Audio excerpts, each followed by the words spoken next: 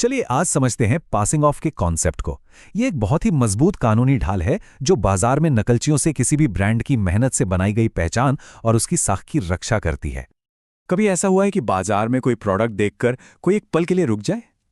ये असली है या किसी जाने माने ब्रांड की इतनी अच्छी नकल कि पहचानना ही मुश्किल हो जाए?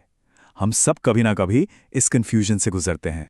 लेकिन जब कोई कंपनी जानबूझकर किसी दूसरी कामयाब कंपनी की पहचान चुराने की कोशिश करती है, तब कानून हरकत में आता है। और यहीं पर पासिंग ऑफ का सिद्धांत एक मजबूत रक्षक बनकर सामने आता है, जो हमें इस तरह के धोखों से बचाता है। तो चलिए अब जरा गहराई से समझते हैं कि ये पासिंग ऑफ आखिर है क्या। ये सिर्फ एक लोगो या नाम को बचाने का मामला नहीं है, बल्कि ये किसी बिजनेस की सालों की मेहनत से बनी प्रतिष्ठा और गुडविल को बचाने की लड़ाई है। अगर हम इसे कानूनी नजरिए से देखें तो पासिंग ऑफ एक कॉमन लॉ टॉर्ट है। अब ये सुनने में थोड़ा मुश्किल लग सकता है, पर इसका मतलब बहुत सीधा सा है। ये एक ऐसी कानूनी गलती है जो एक व्यापारी की साख को किसी दूसरे की झूठी दावेदारी से बचाती है। इसे और भी आसान शब्दों में समझते हैं। ये कानून किसी भी बिजनेस को अपना सामान या अपनी सर्विस किसी दूसरे ज्यादा मशहूर बिजनेस का बताकर बेचने की इजाजत नहीं देता। इसका सीधा सा मकसद है ग्राहकों को किसी भी तरह के भ्रम से बचाना। अच्छा, यहां एक दिलचस्प सवाल उठता है, ये ट्रेडमार्क उल्लंघन से अलग कैसे है?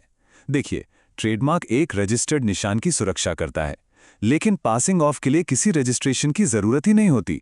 ये किसी बिजनेस की उस साख और प्रतिष्ठा को बचाता है जो उसने सालों में कमाई है, और ये सुरक्षा उसे कॉमन लॉ से मिलती है। तो कोई अदालत में ये साबित कैसे करता है कि पासिंग ऑफ हुआ है? इसके लिए एक बहुत ही खास 3 सूत्री प्रमाण या एक टेस्ट होता है। जी हां, सिर्फ 3।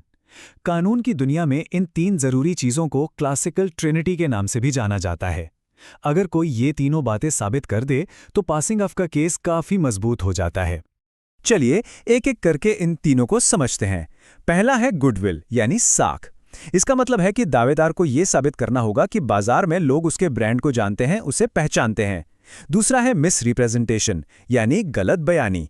यहां यह दिखाना होता है कि नकलची कंपनी के काम से ग्राहकों के मन में असली ब्रांड को लेकर भ्रम पैदा हो रहा है। और तीसरा है डैमेज यानी नुकसान।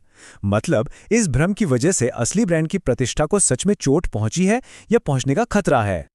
लेकिन यह सिद्धांत सिर्फ बिजनेस के मुनाफे की लड़ाई तक ही सीमित नहीं है।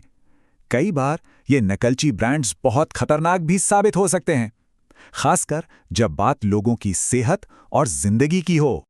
भारत के सुप्रीम कोर्ट ने इसी खतरे को पहचाना। उन्होंने कहा था, भ्रम के गंभीर परिणाम हो सकते हैं। ये सिर्फ शब्द नहीं थे, ये एक बहुत सख्त चेतावनी थी। और यही चेतावनी एक बहुत ही अहम मामले के केंद्र में थी, जो 2 बड़ी दवा कंपनियों के बीच का था, कैडिला हेल्थकेयर लिमिटेड बनाम कैडिला फार्मास्यूटिकल्स लिमिटेड। इस केस में दोनों ही कंपनियां दवाइयां बना रही थीं। अदालत की सबसे बड़ी चिंता यह थी कि अगर दवाओं के नाम या पैकेजिंग में जरा सा भी भ्रम हुआ तो इसका नतीजा किसी की सेहत के लिए बहुत खतरनाक हो सकता है। इसीलिए अदालत ने फैसला सुनाया कि ऐसे मामलों की जांच में कोई भी ढिलाई नहीं बरती जा सकती। तो इस फैसले ने एक बात बिल्कुल साफ कर दी, पासिंग ऑफ का सिद्धांत सिर्फ व्यापारिक ईमानदारी का ही मामला नहीं है, बल्कि ये आम लोगों की सुरक्षा के लिए भी एक बेहद जरूरी कानूनी हथियार है। तो आखिर में सवाल ये है कि ये कानूनी सिद्धांत हम सब के लिए इतना जरूरी क्यों है? जरा सोचिए, ये बाजार में एक अदृश्य गार्ड की तरह है जो चुपचाप अपना काम करता रहता है। इसका असली महत्व इसकी दोहरी भूमिका में छिपा है। ये एक ही समय में बाजार के 2 सबसे अहम किरदारों की हिफाजत करता है। ये बिल्कुल एक तराजू की तरह काम करता है। एक तरफ ये व्यापारियों को बेईमान नकलचियों से बचाता है, तो दूसरी तरफ ये हम जैसे ग्राहकों को धोखे का शिकार होने से बचाता है। ये एक ऐसा संतुलन है जिसमें बाजार में मौजूद हर किसी का फायदा है। तो कुल मिला के कहें तो पासिंग ऑफ का सिद्धांत ये पक्का करता है कि बाजार में ईमानदारी बनी रहे। ये गलत कंपटीशन पर रोक लगाकर ग्राहकों को गुमराह होने से बचाता है, जिससे पूरे बाजार के लिए एक निष्पक्ष खेल का मैदान तैयार होता है। तो अगली बार जब कोई ब्रांड दिखे तो एक पल रुककर ये जरूर सोचना चाहिए, एक लेबल के पीछे असल में वो क्या है जो उसे एक ब्रांड बनाता है? क्या वो सिर्फ एक नाम है या फिर सालों की मेहनत से कमाया गया भरोसा और प्रतिष्ठा?